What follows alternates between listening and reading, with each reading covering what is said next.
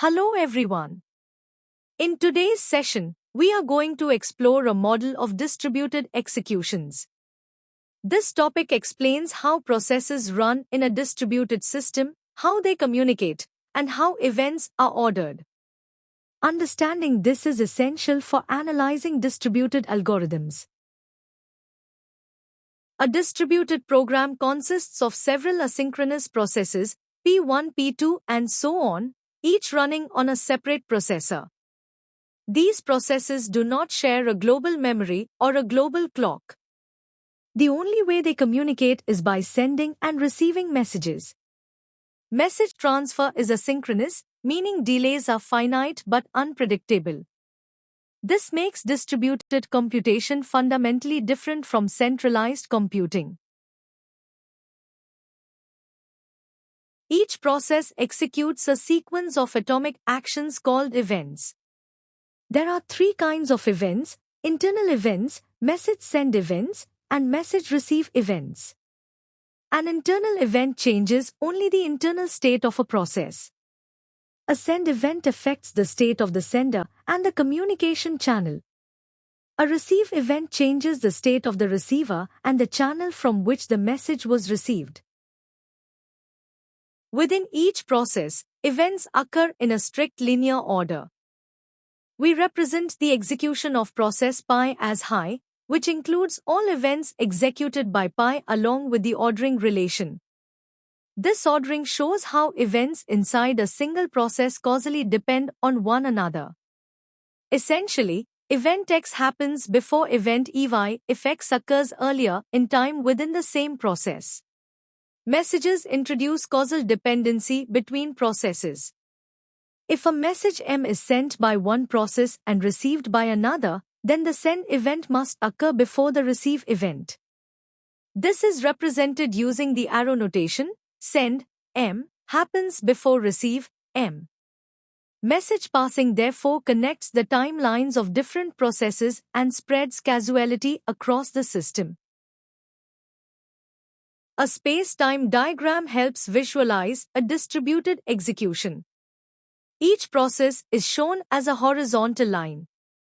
Each event is shown as a dot on that line. A slanted arrow between two processes shows that a message was sent from one process to another. Since events are atomic and instantaneous, representing them as points on a timeline is appropriate. Here we see an example of a distributed execution involving three processes.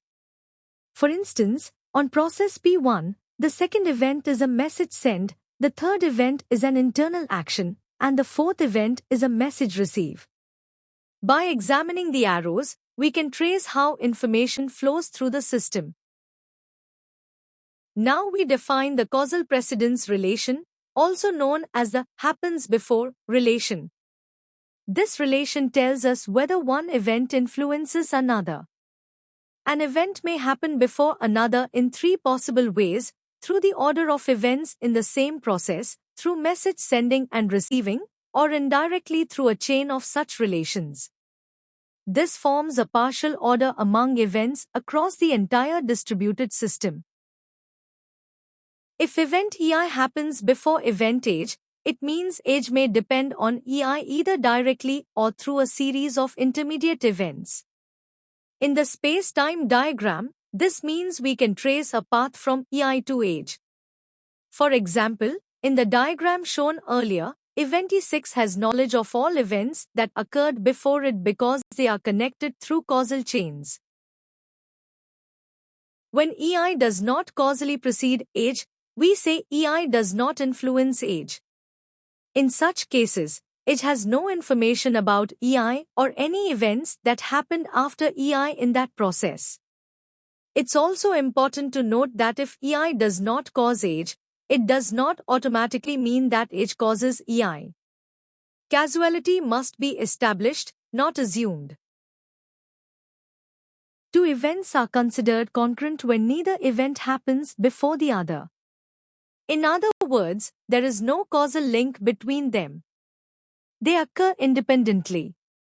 Concurrency is a key feature of distributed systems because processes run without shared memory or clocks, leading to many events that cannot be ordered. In parallel distributed computing, logical versus physical concurrency.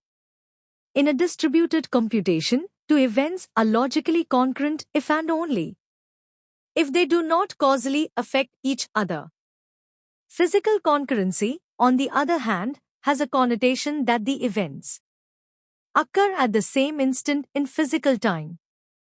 Two or more events may be logically concurrent even though they do not occur at the same instant in physical time. However, if processor speed and message delays would have been different, the execution of these events could have very well coincided in physical time. Whether a set of logically concurrent events coincide in the physical time or not does not change the outcome of the computation. Therefore, even though a set of logically concurrent events may not have occurred at the same instant in physical time, we can assume that these events occurred at the same instant in physical time. Thank you for your attention. Understanding distributed executions gives us a solid base for further topics in distributed computing.